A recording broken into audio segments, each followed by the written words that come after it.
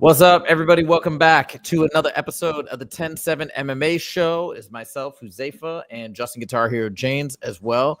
And we have got a lot to talk about. First of all, we need to talk about some channel news. We've had some exciting developments since Monday. So we wanted to let everybody know. I know people are just kind of joining the show right now. I'm sure we have some of our regulars coming in right now, but we may also have some new people because our channel since Monday, pretty much, or actually since Sunday, has grown by almost 100 subscribers, which is pretty substantial. That's 1/7, almost 14% of the current subscriber base we've added on, and it seems to be continuing to grow. So this is very exciting.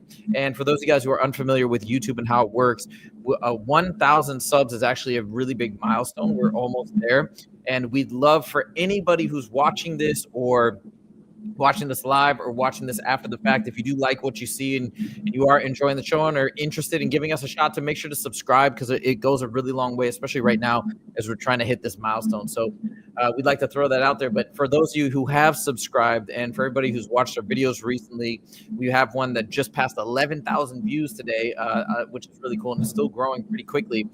That's about Michael Bisping and Anthony Smith. Hope those guys don't mind that I made that video. Make sure, we appreciate you checking out the content and giving us a shot. Once again, as a small channel. Celine says, "Hi guys, nice to see you both." What's up, Celine? Welcome. And all right, so we actually have a really big card tomorrow, and a lot of okay, I'm gonna be honest here, because I know it's your teammate Sean Strickland's on the card next weekend, and I do want to talk about Sean Strickland and Dricus. Yo, MMA Joey says I'm out, so I can't stay. But congrats on the video. Thank you, bro. Appreciate it. It just passed 11,000 views. It's still growing. It's crazy, man. It's on fire. And then I had a second one, Joey, if you're still on, that's also doing pretty good. That's getting close to 2,000 views on TJ Dillashaw. So it seems like the channel's kind of catching fire. I had some other videos that I released earlier, or today and yesterday too, that I think are pretty good. So we'll see if they catch fire as well. But it's been pretty fun. Thank you so much for all your support. You're a legend, bro. Appreciate it. Tehran's back in the mix. What's up, Tehran? Okay, so check this out. Coming back to this weekend, I've heard Dricus talk about the card. I've heard a lot of people talk about the card and not be so excited about it. And, it is what it is. And Justin, as I mentioned, I know your teammates on the card, so I'm not trying to talk negatively about your teammates' card or whatnot. But 312 is not exactly stacked. But in contrast, this UFC card tomorrow, Fight Night, I think is pretty stacked. And we've got some banger fights on there. And it's also pretty cool. Justin, you know what time the card is tomorrow, by the way? No, what time? It's at 9 a.m. PST. That's when the main card starts. Hell no. I will be at a high school wrestling tournament. Maybe I'll peep into my phone. Really, there's only one fight I care about, so it's not that important. So here's the thing. There's 3 fights that I care about, but the thing is, I love the fact that it's on at 9 a.m., except for, me, I work. So I start working on Saturday at 8:30 in the morning. So I'm going to miss all the fights. I won't be able to watch them live, but I'll definitely be able to watch them after the fact, which is pretty, which will be cool and whatever. But let's talk about, I don't know, what's the one fight that you're excited about? Is it Izzy or is it another fight? Izzy. Yeah. Okay. Well, speaking of Izzy, let's jump right in the mix. Now, I was just rewatching the Nasruddin Imavov fight. If I remember correctly, when he fought Sean Strickland, I think that was in June of 2023, unless I'm mixing that. Yeah, it was June of 2023. I'm almost positive.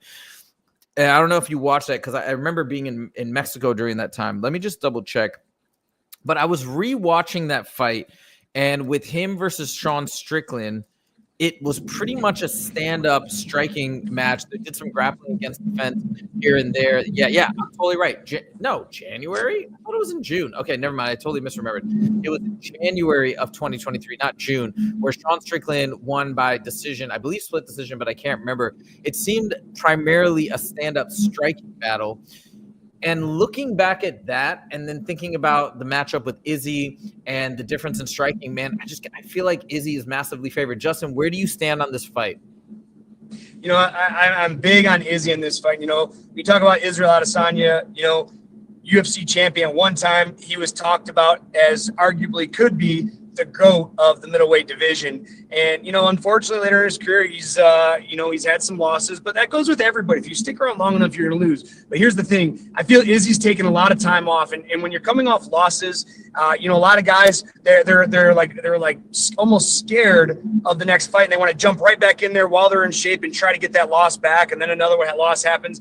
And they get on this little, snowball effect of losses. I'm speaking from experience, and I'm speaking from watching it happen in the UFC all the time. Now, we look at Israel in the sense of he's taken time off.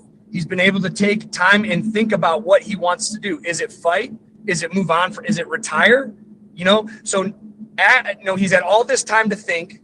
He has a clear head. He knows what he wants to do. I firmly believe this is the resurgence of Israel Adesanya. And when I say resurgence, I don't think he's going to try to battle all the way back to a UFC championship, but I can definitely see him coming back in the UFC and getting some good wins. The last thing I want to see is Israel Adesanya used as a stepping stone for these up-and-comers, because I know nothing about his opponent, which in turn says that the UFC might see if Israel is that stepping stone guy right now, and I just don't think he is right now. Again, had he lost a month ago and he jumps right back in again trying to get that loss back, that's how these losses snowball effect. But Israel's a gangster, man. He's been around for a long time. He knows the game. He knows what to do. I think that time off is really probably honed in on his focus, makes him realize what he wants in his career, whether it's to retire or continue. And not to mention, he's probably had an incredible fight camp moving into this fight. So they say that this is now, take this with a grain of salt. People say that coaches say this all the time. This is the best fight camp we've ever seen. This is the best version of Izzy we've ever seen, etc. However, his coach is notorious for being painfully honest. He's even said before that prior to a fight that they had the worst fight camp that they've ever had. So he is not one to mince words. And he has said to Ariel Helwani, I think amongst other folks, that this is by far the best training camp. And this is a great version of Izzy that we are about to see. So I'm very excited. Now, the other reason why I'm excited to see Izzy, well, let's see what happens. I mean, that's the thing. Maybe, I guess it kind of depends. You mentioned you don't want to see Izzy be the guy that people step over in order to kind of get into the upper echelons of the division. I think this fight will determine that. And the UFC is putting Izzy in this position to see what happens. If Izzy wins, that will not be the case. But if he loses, perhaps he might be that gatekeeper forever, however long he decides to fight. But what's so exciting is, and I do hope Izzy wins, is that this division, man, I think it might be my favorite division right now. Or it's up there. It's up there. Because look at what's happening is if Izzy can pull this off, the division is so fascinating because you have all these massive stars near the top of the division. You have, well, Shara Bullet's not at the top yet, but he's on the rise. He's very exciting. You have Sean Strickland, your teammate, massive star in the UFC. Dricus, who I am liking more and more the more interviews I see of him, and his fighting style is amazing. You've got Khamzat Chimaev coming up. You've got Robert Whittaker waiting in the wings. You have got, this might be, if you look at the top 5 or top 7 fighters in this division, it might be, in my opinion, one of the most packed in terms of just fun fighters. And to see how everything is going to play out, you really can't go wrong. Will Dricus come out victorious against Sean Strickland, and then will he, I hope he doesn't beat Khamzat, but even if he does, that's a fascinating outcome. Or if Khamzat comes in and reigns supreme for a while and takes on all these guys. So I want to see Izzy stay at the top so we can have all these epic matchups. Maybe he does get another title shot. Maybe he finally fights Khamzat. Maybe he fights Duplessis again. I don't know. So to me, I want him to stay at the top. I want him to win. And this is the most exciting division to me, or one of the most right now, in my opinion. I just want to highlight a couple comments here. And Justin, because I want to get your thoughts on what MGal4 Production says. He says that the movement of Imavov will give Izzy issues. I don't know about that. MGal4 Productions, maybe if you can elaborate on that, why you think that specifically. Justin, do you feel that way? Or do you, I kind of, off the cuff, I disagree, but I wonder if MGal4 Productions has a point.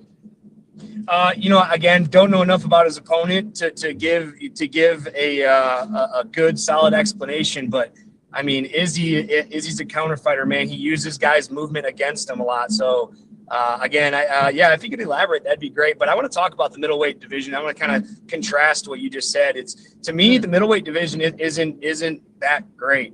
You know what I mean? You're talking about all these exciting fighters. Hey, Sean's my teammate, but about his style, there's nothing exciting to me about Sean Strickland. He doesn't get knockouts. He doesn't get submissions. It's a decision master.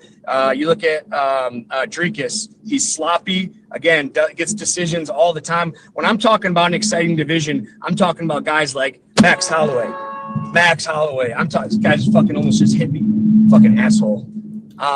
Sorry about that. Fucking freaked me out there for a second. But you talk about Justin Gaethje, Max Holloway, Topuria. You talk about Volkanovski. You talk about guys that are going out, putting on shows, knocking guys out. I mean, Justin Gaethje, the highlight reel. You talk about Israel early in his career. You know, had a lot of great. Talk about Alex Pereira. Those are exciting fighters. To me, the middleweight division is kind of boring, and the middleweight division, it's in that rinse and reuse cycle. Like, again, you're talking about you want to see Israel get in there and get another title fight. Like, I don't care to see it. The reason I want to see him win isn't to get him in another title fight. It's because when you get a new fan that turns on the sport and they see Israel Adesanya go out there and get their ass whipped, they have no respect for, and this is the old school vet in me talking, that these young guys that don't know anything about fighting, that have only been watching for a couple years, that missed guys like Izzy's whole reign as champion, and all these, like Anderson Silva. Man, I almost gotten some fist fights, guys talking shit about Anderson Silva. Oh, he sucks. It's like, dude, are you kidding me? This guy is arguably the greatest fighter in the UFC history, 16-fight win streak, and these young idiot guys, these young new fans are telling me that these old school guys suck, and that just makes me think, man, these are the greatest in the world. I can't imagine what these people say about me, like, after everything I've poured in, blood, sweat, and tears. You know, unfortunately, you know, my career didn't go exactly how it went, but I still think I'm a pretty tough guy. And when you talk about guys like Israel Adesanya, he goes and loses this guy. All we're going to hear about is how terrible Izzy is, and not talk about all the great things he's done. Now he goes on and wins, and he gets another title shot. Cool, man. I mean, that's great for him. But again, we're talking, we've done videos about this rinse and reuse cycle. You look at the lightweight division, you look at the featherweight division, you look at the bantamweight division, you look at the welter. Like, I need to see new faces. And I'm not talking about decision matches. Again, Sean is my teammate. You know, him and I are very cordial, but there's nothing to me that the exciting thing about Sean is his press conference. Like, his fighting style is very lackluster, and he's great at it, and he's one of the best in the world, but he doesn't finish guys. You know, Alex Pereira, look at what Alex did to Sean. You know, he stood up with him. That's exciting to me. I want to see knockouts. I don't care about wins and losses. I watch MMA for the entertainment value. I want to see knockouts. I want to see people get fucked up. The way I see my fighting style, or how I want people to see me, is it's not about whether I win every fight or lose every fight. Is I want people to be like, holy shit, like, you remember when Justin knocked that guy out, or when, like, nobody talks about Sean Strickland. Give me a highlight reel of Sean Strickland. Give me one right now. The main one that comes to mind, it was almost a finish. He almost finished Izzy in the first round of their fight. That was okay. Kind of like a highlight. So think about it. You're talking about a former UFC champion. The most exciting moment of his career is when he almost finished somebody. That's boring as fuck. You look at Khamzat. Now, Khamzat, I think Khamzat can bring that heat. He can bring that excitement. He can knock out people. He just broke Robert Whittaker's. So that's somebody I'm excited about, but he's not in the championship mix yet. Sean Strickland and Dricus are. You look at Dricus, he has it's a weird, wacky style, but bro, like, I mean, I'm not excited for Sean in this fight. It's gonna be a boring fight. I got to correct you, though. You said Dricus is a decision machine, and I know he's not, but I wanted to confirm this. So in the last 18 fights, he's only had 2 decisions. Really? Holy shit. Dude, Dricus is an animal. I got some footage I'm going to show you later about Dricus. Maybe, you know what? I stand corrected, and thank you for correcting me there, but it's his finishes are I get, and I when I'm wrong, I'm wrong, and I guess I was wrong. I was purely wrong. But I'll be 100% honest. I cannot think of one exciting a finish that was so exciting that I remember it. You know, you're talking about only 2 decision wins out of 18, or only 2 decisions out of 18 wins. That's how lackluster his finishes are. You know, you talk about Justin Gaethje, I can rattle off 10 finishes off the top of my head, including ones in the World Series of Fighting where he's kicking guys in the legs so hard that they can't even stand up. And we're not talking about chumps. We're talking about Justin Gaethje going out there and starching Edson Barboza. We're going out Justin Gaethje getting starched by Mac. Those are the things that resonate with me and get me excited. And for Izzy, or for Dricus to have 16 finishes out of 18 fights, and I can't recall one of them, says enough about the style. Okay, fair enough. But he did have I thought he had a pretty interesting fight against. Well, this is back in the day. What's his name? Darren Till. I know it's a while ago, but I thought he had a good fight against Robert Whittaker. That was a good finish. I thought his submission of Izzy was good. But hold on, let's jump to topic number 4 while we're talking about Dricus. And guys, I know we have a lot of comments. We're gonna get back to them. No Chill MMA says I'm not a Strickland fan. Just so you know, Justin is teammates with Strickland, but hey, we respect your opinion. No worries. I think he has a boring style, regardless of how I feel about him. I think he has kind of a boring style. And No Chill MMA also says he's talking about Dricus. He knocked Izzy down with a power jab and then landed 30 punches unanswered. And Izzy was giving a thumbs up and pushed him away. Well, okay, I guess he's kind of ripping on Dricus there. I thought he was supporting Dricus. But hold on. Let me jump to topic number 4 because I want to show you a clip of Dricus. So there's actually 2 reasons why I really like Dricus and been really coming around to him. One of them is, as I mentioned, that dinner that we had back in Montana where it was explained to me how his awkward style, his unique style can really create a lot of problems, especially guys who are training for him, because it's difficult to find people to kind of impersonate that style. So that really fascinated me and has just stuck with me since. But I got to say, man, Dricus is one of the most interesting guys in the UFC. Very, very intelligent. And he is like very underrated with this trash talking. But I think you will respect the same way that, who did you say? Clay Guida, like how you love Clay Guida. I don't know if you'll feel the same way about Dricus, but I feel like Dricus is a fighter's fighter when you really hear him talk, his mentality, the way he approaches the game, because I've been really impressed by him. So listen to this interview and tell me what you think. He's kind of throwing a little shade at Sean Strickland originally, but then he talks about his mindset. The reason why I want to show this to you, Justin, in particular, is because you once told me that as a fighter, if you don't think the way that Dricus thinks, you're doomed from the get-go. So listen to this. Here we go. Not to lose. He's fighting not to lose. As opposed to fighting to win. He's good at frustrating people. He prioritizes defense over offense, and I prioritize offense because I'm there to give the people that spend their hard-earned money on pay-per-views and arena tickets a show, a fight. And I'm in there to kill someone. I'm not in there to point my way to victory. And I think that's where the biggest difference between us comes. You come across a pretty nice guy, but like, is there a glaze over when you walk in the ring? Does something happen to Dricus when you walk in there? Like you just said, you're going there to kill somebody. I mean, that's a mindset. Yeah. How do you sort of become that person? Yeah, I think people always ask me, do I listen to a certain type of music to hype me up? I'm like, I'm fighting a guy in front of millions of people that wants to kill me, and I want to kill him. That's all the motivation you need. I'm pretty hyped up when I get out there. But yeah, it's a good question. That's what I always tell people. The mindset, people always go, you have to be able to, you have to be willing to die when you get in there. That's true. You have to. But that's a minimum requirement. The harder part here is, can you kill a man when you have to? Yes, I can. So I'm willing to die, and I'm willing to take that? life. I mean, like, I actually I believe know in your that. mind. Yeah, you know that. I know that. When I go in there, if there's no ref, the ref doesn't stop it, I'm not stopping. I can be sitting on you for 10 minutes, bashing your face. If the ref doesn't say stop, I'm not stopping. And that is the question that me as a modern day gladiator has to ask myself. Am I still willing to die? Absolutely. That's easy. It's, are you willing to kill a man in front of his family? Okay, right there. So Justin, the thing, dude, this clip, when I watch it, it gives me chills, and it's a little crazy almost. I would almost think it's a little crazy if you hadn't told me something along these lines back in the day, that like, you can't feel bad for your opponent. You can't worry about hurting them. You got to be in there willing to do whatever, anything and everything you can to win that fight and to hurt them, because they're going to do the same thing to you. Let me ask you your thoughts. When you hear that clip, what are your thoughts on Dricus? So I want to clear something up right now. I like Dricus. I just don't like his style. Like, I just think let's get something straight. I like it listening on the mic. I think he's really smart. But again, it's to like some, like, he's just not somebody that I'm going to like go out and tune into. Now the guy's, he's a great guy. He's great on interviews. I like listening. Every time you send me an interview, I listen.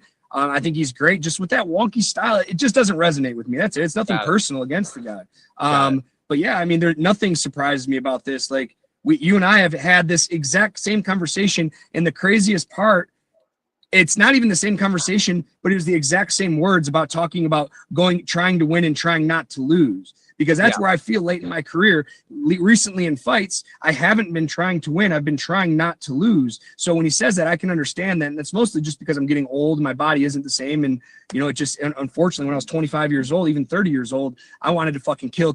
Now, when you talk about killing your opponent, we've talked about this too. And I said exactly what he said. If the referee doesn't stop me, I'm going to kill him. And I'm okay with that. Like, I know what I signed up for. He knows what he signed up for. If I get in there and get brutally knocked out and the referee doesn't stop, I'm not going to wake up and be like, and be mad about it. Like, that's like these guys, like I think that's what amazes me about the civilian population. Like, you're blown away by that.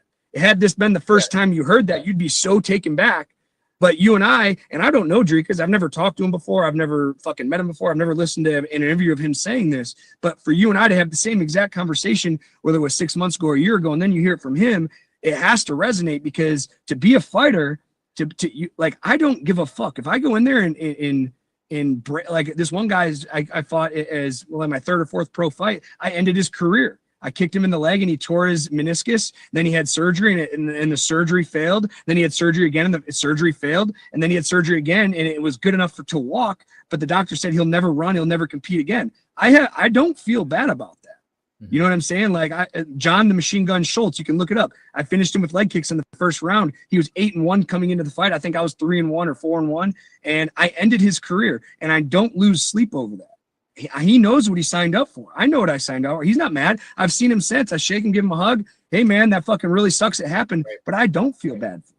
Like, hey, if he could have said in that moment, hey, I'm going to tear Justin's knee out and send his career and I win the fight, he would have done it. He'd have done it. And I didn't do anything nefarious. I just I kicked him 25 times, or I'm not 25, but probably at least 15 times in the leg in the first round. Like, unfortunately, you know, he was an older guy. He just couldn't, you know, deal with his body couldn't deal. So I don't feel bad about that. And I totally respect Dricus for what he's saying right now. Fair enough. And by the way, I want to make a correction. No Chill MMA. He was talking about Sean punching Izzy on the ground and then Izzy getting away. That he was saying Sean, not DDP. He said, I'm rooting very hard for my fellow South Africans. So want to make that correction. And then MGal4 Production says, Justin, don't care. He's here to smash you. Yeah, that is definitely the case. And Lele says, Savage. DDP out there wrestling sharks last month. W. All right. So anyways, very cool and great to get your thoughts on Dricus. Yeah, just sharing it with everybody. I am becoming a big fan of Dricus. And again, I become a fan a lot of times through the interviews, through hearing about their personalities and their takes and their perspectives. And I just become more and more impressed with the way that Dricus talks about the game, talks about his life in general, his perspective, very intelligent. And his trash talk is phenomenal. But 1 second, Jose, for real quick. I just want to. I'm just repeating a piece I already said. It's like I think guys take a take like this where I say his style is boring. Like, oh, you don't like him, you're not a fan of him. Like I said, I like him a lot. There's a lot. Now you talk about someone like Bilal. I don't like Bilal. I don't like his style. Right. I don't like his trash talk. I don't like anything about him. Do I hate the guy? No, it's not personal. I just don't like him as a fighter. Dricus, I don't not like. I mean, if I was gonna say anything from being neutral, I'm above neutral in liking Dricus. I just don't like I guess when you look, just watching his sloppy style, I just hate watching it because it's like, man, like we practice so hard on having great technique and being sharp and this and that. When I watch him, he just looks like a goof in there running around. And I mean, but he wins. So I don't know, man. It's again, I don't want it to sound like me, like that I don't like the guy. I like the guy, you know, on the mic. And if he came to the gym, I'd probably party with him too. But I just watching his style, it's just really sloppy, and it doesn't excite me when he hits somebody. Now that I've realized that he has fucking 16 finishes, when he hits somebody, you look at like Alex Pereira when he hits somebody and they're dead. Like, they're fucking unconscious dead. Like, that's what excites me. And I just don't see Dricus with that big one-shot knockout power. By the way, I think 1 or 2 of those 16 fights may have been a loss. So it's like, it's not like he got 16, but he got like 14 or 15 finishes out of, like, it's a crazy amount. And by the way, you are one of the people that got me to rethink Dricus, because you were like, I think I was picking against him because I was like, dude, his technique's so bad. And I think it was against Whitaker, and you're like, yeah, but he always finds a win, and I think he's going to do it again. And he did. The last thing I'll say is, while his footwork is clumsy, his kicks, and I feel that same way too, because just from doing the Muay Thai training that I've done. And I like to see technique that's like picture perfect because it gives me something to aspire to. And I'm impressed when I see phenomenal technique from like Alex Pereira or, you know, some of these other amazing, even what's it called? Umar Nurmagomedov. His technique is phenomenal. I love watching it. Sean O'Malley, phenomenal. It's so great. But I will say that Dricus does have really great kicks. If you watch his kicks, I like his technique when he kicks a lot. Just his footwork is a little goofy. Okay, but speaking of kickboxing, I want to move. You said there's only one fight you're excited about. I don't know, man. Oh, you know what? I forgot about this fight. I didn't even realize it's tomorrow. Okay, yeah, yes, I got my dates mixed up. This is going to be a very, very fun fight. And I sorry to cut you off, but I didn't even realize that fight was tomorrow. But yeah, I like this matchup a lot. I know you're super big on Shara Bullet, MVP, dude, old school gangster. I think MVP is that stepping stone in the UFC. Yeah. I don't think he's ever going to be champion. He's not well-rounded enough. But I tell you what he is going to be. He's going to be an exciting fighter every time he fights. Coming over from Bellator, incredible karate style. He's 37 years old, might be 38 by now. But I think he's too old to become the champion. I think he's too far behind in the wrestling and the grappling department. But I tell you what, every time he fights, I tune in, man. This guy is a highlight reel. You know, you see him, he crushed, what's his name, Skull with a flying knee in Bellator. Literally crushed it. I know what you're talking about. Yeah, I can't remember his name, but yeah. It was, his wife is the world champion, got knocked out by Amanda Nunes. Oh, my gosh. I'm losing it right now. I'm going to look it up. Don't worry. Anyways, regardless, and then he threw a pokeball at him. I mean, the guy is just pure entertainment. Every time he fights, I'm tuning in. Now you look at Shara Bullet, incredible kickboxer. I know how hype you are on this guy's kickboxing. This is a traditional old school karate style going against a very traditional kickboxer. This fight has fight of the night written all over it. Yeah, and Shara Bullet is one of those guys that grew up training, I believe, just straight up Muay Thai, and he had like a lot of strictly Muay Thai fights. It's just so fun. Also, what's so cool about Shara Bullet is obviously we know his story. He's the I think people call him the pirate or whatever. He's got the one eye, right? And he can't even probably be like, most commissions in the US would not even approve him. That's why he's always fighting in Saudi or the Middle East or whatnot. But he had a moment with Michael Bisping. Dude, it was so incredible. You got to watch it. Yeah, I saw it. Dude, it was incredible. You could see, because he's speaking through a translator, but you could see he tells Michael Bisping, he's like, I almost gave up fighting, but it's because of watching you and seeing what you did that I kept going. So he says it to his translator, and while his translator is saying it, he looks straight at Michael Bisping, and he just has a big smile on his face, like looking at him with just gratitude and awe. And you could see that sort of like nonverbal respect being exchanged between the two. I don't know, man. Those moments are so cool to me. You see somebody that's like literally his idol right there. Michael Bisping is his hero, is his idol. And he gets to stand next to him, and they have that amazing like heart-to-heart conversation. And what other fighters, Justin, has there ever been another fighter in the history of the UFC that knowingly has fought with one eye?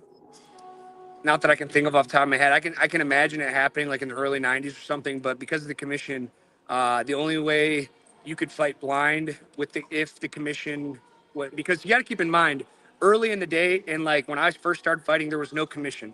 So I'm not sure how the UFC played into that. We called it the Wild Wild West days. Like I remember fights where I fought Johnny Hughes, and I could knee him in the head while I was in side position on the ground.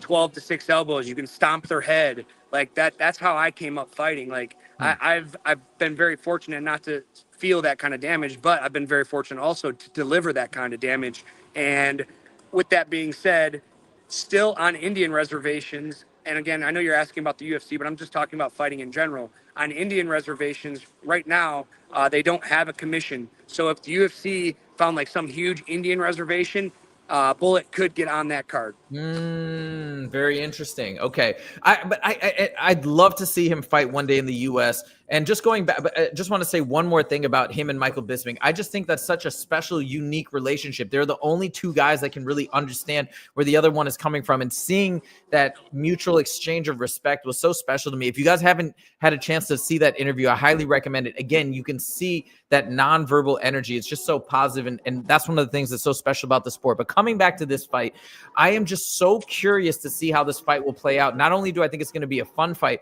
but I'm genuinely confused. Like, I'm genuinely curious to see who's going to come out victorious. I think most people are picking Shara Bullet primarily for, I mean, one, he's going to have the weight advantage. He's going to be bigger and heavier and stronger. You know, he's got youth on his side. I don't know how you even compare the striking, though. And MVP, even though he's 37, he's very fast. I mean, Justin, do you have a strong take on who's going to, I guess if gun in my head, I'm going to pick Shara Bullet, but which way are you leaning? Yeah, I'm leaning to Bullet only because we talk about the script, you know, the UFC script. We just were talking about MVP. He's never going to be a champion. He's always going to be a part of exciting fights, you know, due to his kickboxing style, due to his unorthodox style, how he's not going to wrestle, how he's not going to grapple. But Bullet is I believe he's undefeated overall, and he's undefeated in the UFC. They can't lose that momentum, and I'm pretty sure he's undefeated. I'm double checking. Yeah, that's what I figured. I'll wait before I go on in case I have to correct myself. Yeah, he's 15-0. That's what I mean. Like, okay, so now let's talk about this guy who's super hot. He's undefeated. He's 15-0. He's an incredible kickboxer. He goes out and loses to a guy that's never going to be champion or never really even close. It'll kill all his momentum. And then the UFC and they have this great story about this fighter who's blind and he's persevering through all these hardships. The UFC is setting him up for success. Now, here's the thing with the script. Although the UFC can have their script of who they want to win, and they do have their script of who they want to win, they can't control the outcome. So they're giving Bullet the opportunity to come up here, get a highlight reel finish against an old guy that's never going to be the champion to propel him, because MVP's a name. You know what I mean? MVP's a name. Everybody knows who he is. So, I mean, I don't think Bullet's fought a name yet. So this is a perfect guy that's not going to try to wrestle him, not going to try to grapple with him, if he has any wrestling or grappling experience, MVP is not the guy that's going to expose him. And they get him another exciting win. And now he's 16-0. And now they have this great storyline of the undefeated fighter that's now 16-0 that now is credible. He just had a credible opponent and beat a credible opponent, but they're still matching him up accordingly. Can MVP win? Of course he can win. He's an incredible kickboxer, and he has one-shot knockout power in his hands, his knees, and his feet, and his elbows. So, of course he can win, but the UFC wants Bullet to win it. It's a business decision, and again, they need him to win. They want him to keep the momentum going to get the hype. If he goes and loses, he loses stock, and the UFC doesn't want that. Last question. MVP, two big things just happened in his personal life. And I want to know from the perspective of a fighter, do you think this is going to have an impact, positive or negative? Number one, he just got engaged to be married. I don't know. I think to his longtime girlfriend. And number two, he converted to Islam. I believe her family is Muslim, and he also converted to Islam. And after this fight, he's going to the Middle East, or he's in the Middle East already. He's going to do something called Umrah. Umrah is kind of like when people do Hajj, where they do the pilgrimage to Mecca, but you just do it not during the time of Ramadan. So he's going to do Umrah with his fiance, I believe. How do you think that's going to play into the fight, if at all? I mean, did he take her last name too? Like, all right, so it's established he's a simp, and if he's willing to sacrifice so much that he's willing to sacrifice days of training for lunch and dinner and shit like that. So I think that it's going to play a negative part. He's going to be distracted by his wedding. He's going to be distracted by his new wife. He's already talking about changing religion. I mean, he's converting to Muslim, which is fine. I've nothing against that, but that's a big life decision. And to have all these big life decisions happening all in different directions, I don't think he's going to be focused. And I think that it's not going to be a good thing for him. Okay, interesting. All right, so let's see what happens. This fight's going to be amazing. I am so bummed that I will be working during the fights, but as soon as I'm done, I'm going to watch all the fights. We're going to give reaction videos tomorrow. I cannot wait. I cannot wait for this fight. It's going to be so fun. All right, we got a couple of comments. Hold on. Let's throw this up here. I got about 2 minutes. I got about 2 minutes. I'm at Wrestling Crux right now. All right, real quick, guys. Here, you can jump off when you need to. Let's throw this up. MVP is going to run circles on Bullet. Interesting. I do think MVP is going to have the speed advantage. And he said MVP is going to frustrate Bullet on the feet. Okay, last thing, Justin, before you got to go. I think so, Toron. Actually, I could see that happening. But again, we got to get back to his focus. What's he focused on right now? Now, last thing, Pavlovich, if he wins, this is what I want to talk about. I think most people are picking Pavlovich to win. Well, not most people, or maybe I think most people. I am. Let's not even talk about the matchup. We talked about that on Monday. What happens in the heavyweight division if Pavlovich gets this victory? He's had 2 losses, but then he gets this win. What do you think? I mean, if you're asking if I think he's put in for a title shot coming off 2 losses and 1 and 2 in his last 3, absolutely not. You know, I think this whole thing I think the heavyweight division it's on hold right now until John Jones really decides what he wants to do. Wins and losses don't matter right now. Actually, I'll tell you this, they do matter because there's so much with John Jones going on and Tom Aspinall and who's the heavyweight champion of the world. Until that gets suited, all these other fighters ranked from 2nd to 10th have an opportunity to get some wins on and then try to get an incredible count that they can get the winner of John Jones and Tom Aspinall. Now Pavlovich goes on and wins this next fight, then wins another one, then wins another one. Now he's 3 in a row. John Jones and Tom still probably hasn't even happened or even given a date yet. Yeah. And now he's right there at the door. So when they do get a date, he can have that immediate title shot or at least be first in line for it. So, I mean, I still think there's a lot of moving pieces in the division, but until John Jones and Tom Aspinall figure out what's going to happen between them, if anything, the heavyweight division is basically on hold besides these up-and-comers trying to get some wins. All right, fair enough, Justin. I know you got to bounce. We will see you next week on Monday. And thank you for joining. Good luck at wrestling. Appreciate All you right, guys. I got these kids ready for the state tournament right now. So we got regionals this weekend and states in 2 weeks. Let's go. All right, good luck. Peace See you out. Later. Okay, so real quick, and I just want to say on the record, if Pavlovich does win, I'd love to see him fight Cyril Gane. I think that'd be a great fight. That'd be very interesting. And again, I know that there's that weird decision. People thought Volkov beat Cyril Gane. Look, it was a close fight. I don't think it was the biggest robbery of all time. And he got the win. He got the win. If he goes out there and if Cyril Gane beats Pavlovich, I think that would make him the next logical contender for the title, especially if John Jones does bounce and decides not to fight. We have Tom Aspinall as undisputed. He's never fought Tom Aspinall. That's great. Alternatively, if they don't do Pavlovich versus Cyril Gane and John Jones immediately vacates, I'd love to see Cyril Gane go up and fight Tom Aspinall right away, or Volkov. Whatever the UFC decides will be great. So we shall see what happens. But yeah, that's a good point. We still haven't heard anything in a while about John Jones versus Aspinall. I'm starting to get nervous. Okay, last thing I want to show you guys today. And it's unfortunate. It's unfortunate that Justin had to bounce before we showed this one, because this is all about, actually, maybe it's not unfortunate because maybe he wouldn't want to talk about his opinion on this front. So if you guys have been listening to Sean Strickland doing the rounds in terms of interviews and whatnot leading up to what's going down in UFC 312, he's been asked multiple times about Khamzat. And we've all seen that one clip where they trained together and Khamzat was, he's like, hey, Khamzat, you're better than everybody, blah, blah, blah. And hold on, I'm just trying to find the right clip here in this interview. So we know they trained together. They used to have a good relationship, it seemed, at one point, and then somewhere it turned. Now, I can't tell you guys where, but I did hear from somebody that used to train. It's not Justin, by the way. It's not Justin. Just putting that out there.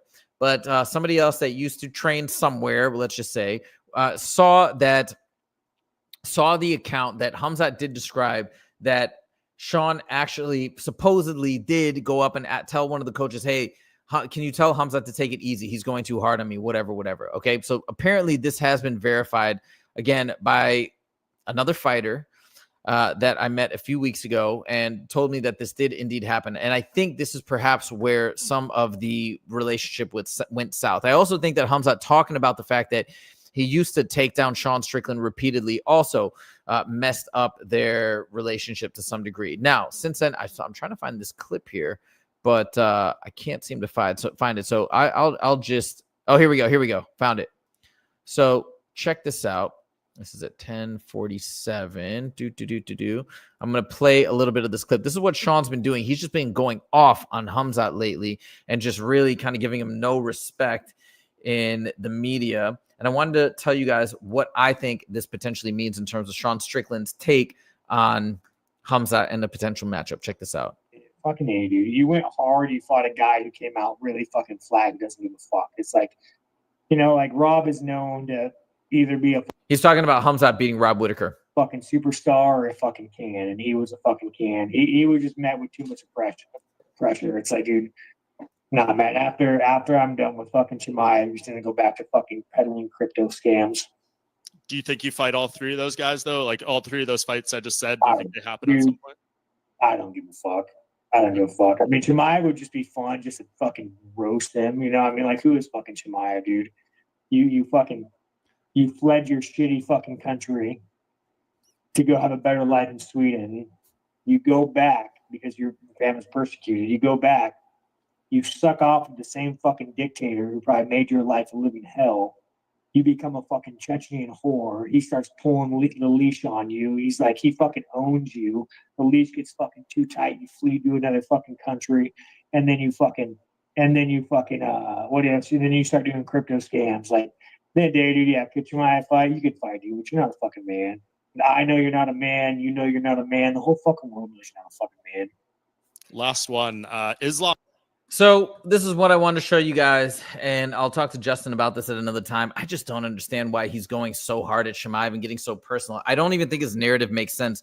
He's saying that he left Sweden to have a better life. What's wrong with that? People do that all the time. I don't see the big deal there. And then he developed a relationship with the leader of Chechnya. That's his home country. I believe he actually married his daughter. And so now he's very closely tied in with that family. So, I mean, look, I'm not saying I don't know too much about the dictator of Chechnya. I know there's a lot of stuff that's said about him. I don't know. I'm just being honest. I don't know too much about him, but he's got a relationship probably by family is what it seems. And I don't think he like ran away from him to move to the UAE. I think he decided to live and train in the UAE, and that's what's happening. And now he's also been going back to train in the mountains of Russia. So I think the narrative that he's painting is just not true. I think it's wrong.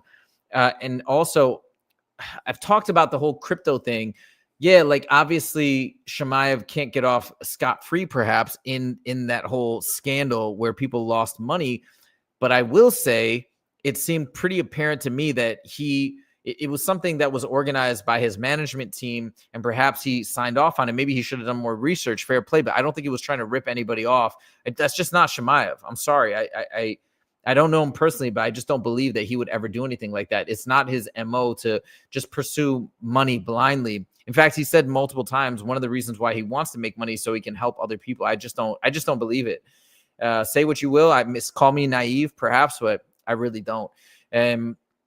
So why is he attacking him so mercilessly? I mean, I think to me, this indicates that I think Sean's afraid of fighting him. I really do. Or whether you want to say he's afraid or scared or he just believes he's going to lose. That's what I think it is. And this is him lashing out as a result. I think Chimaev's going to be, everybody said it. Everybody knows he's a terrible matchup for everybody in the division. He will be the toughest fight for anybody. Look what he did to Robert Whittaker. I truly think Khamzat will steamroll Sean Strickland, like literally steamroll him. I think Dricus will be a tougher fight for him, but I think he will defeat Dricus. I think for two reasons. I think he's more skilled, and I think he's tougher mentally. And I think Dricus is one of the mentally toughest guys in the division. I just think Khamzat is just a little tougher. That's my 2 cents. But anyways, that's to me what this indicates. And yeah, I think they used to have a good relationship. I think Sean is soured on him for a number of reasons, and now is just attacking him mercilessly. We don't see Khamzat doing that. That's my 2 cents. Let me know what you guys think. MGal4 Productions, you said my name, but you didn't follow up with anything. Okay, wait, let's see. Any other comments I want to highlight? Oh, Western Mass Climber. I think you said Cyborg in terms of who the skull that MVP fractured to Cyborg. Yeah, that's correct. I did look it up. I forgot to mention it to Justin. Okay, guys, that's it. We're going to wrap up the show for today. Thank you guys so much for joining, and thank you everybody for the new subs and the new folks that have joined along on this ride. Really appreciate it. Welcome to the show. So happy to have all you guys along for the ride, and we were just having a blast producing the show and making content on the regular. Thank you guys so much, and we will see you back at the same time on Monday, 1:30 p.m. PST to talk about UFC Saudi. Let's go. Good luck to Izzy. Good luck to all the fighters, and we will see you guys next time. Take it easy.